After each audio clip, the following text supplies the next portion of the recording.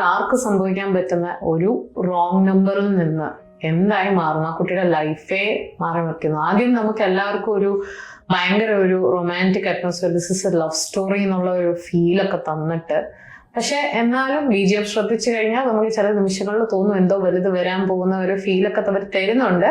പക്ഷെ എന്നാലും ആ ലെവലിലോട്ട് വലുതാവും എന്നുള്ളത് എനിക്ക് തോന്നുന്നത് ഞാൻ പ്രതീക്ഷിച്ചിട്ടേ ഇല്ല. ഇപ്പൊ പറഞ്ഞില്ലേ, ഒരു തലക്കെട്ടായി മാറുന്നു, ഒരു ശിക്ഷയില്ല. എനിക്ക് തോന്നുന്ന ആ ഒരു ഒറ്റ റീസൺ ആണ് ശരിക്കും പറഞ്ഞാൽ ആ ഒരു മറ്റേ ഹീറോ റോഷൻ മാത്യു ആള് ഒരു കാണാൻ പുറത്ത് നല്ല ഒരു പാവം പയ്യനാണെങ്കിൽ പോലും ഉള്ളിൽ ഇത്രയും വലിയൊരു ഇതാണ് കൊണ്ട് നടക്കുന്നുണ്ട്. And he's not afraid of the law. കാരണം ഈ പറഞ്ഞില്ലേ, അത്ര സീരിയസ് അല്ലല്ലോ മോൺസ്റ്റേഷൻ ആണെങ്കിൽ. ഇപ്പൊ ആക്ച്വലി ഈ പറഞ്ഞ പോലെ പെൺവാണിപ്പം പോലും ഒരു പ്രശ്നമല്ല എന്നാണ് ആളുടെ ഒരു ആറ്റിറ്റ്യൂഡും മറ്റും ഭാവമൊക്കെ കണ്ടു കഴിഞ്ഞാൽ എല്ലാം ഓക്കെയാണ്.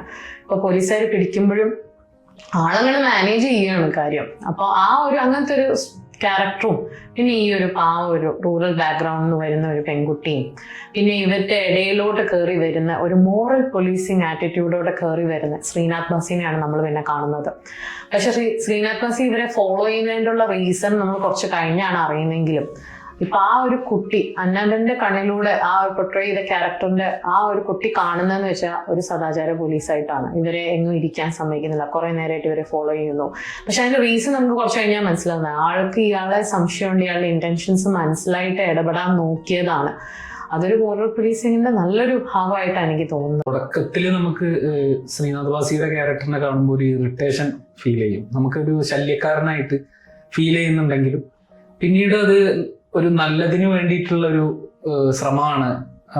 അതായത് ആ പെൺകുട്ടിയെ പ്രൊട്ടക്ട് ചെയ്യാൻ വേണ്ടിയിട്ടായിരുന്നു എന്നുള്ളത് കാണുമ്പോൾ ആ കഥ കൊണ്ടുപോയ രീതി വളരെ വ്യത്യസ്തമാണ്. പിന്നെ അന്നാമേനന് ഞാൻ പറയേണ്ട കാര്യമില്ല, മികച്ച നടിക്കുള്ള സംസ്ഥാന അവാർഡ് കിട്ടിയ സിനിമയാണ് കപ്പ. നന്നായിട്ട് തന്നെ അഭിനയിച്ചിട്ടുണ്ട്.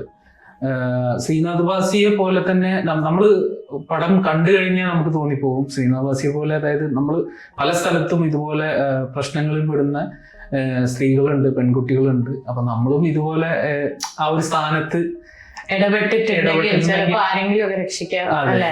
പക്ഷെ ചില സമയത്ത് എന്താന്ന് വെച്ച് കഴിഞ്ഞാൽ ഈ ഒരു ഇടപെടൽ കുറച്ചൊരു കടന്നു പോയിട്ട് വേറെന്തൊക്കെയോ ആയി പോകുന്നു. എനിക്ക് തോന്നുന്നു അതിന്റെ ഏറ്റവും വലിയ എക്സാമ്പിൾ ആണ് ഇഷ്ക് എന്ന് പറഞ്ഞ സിനിമ.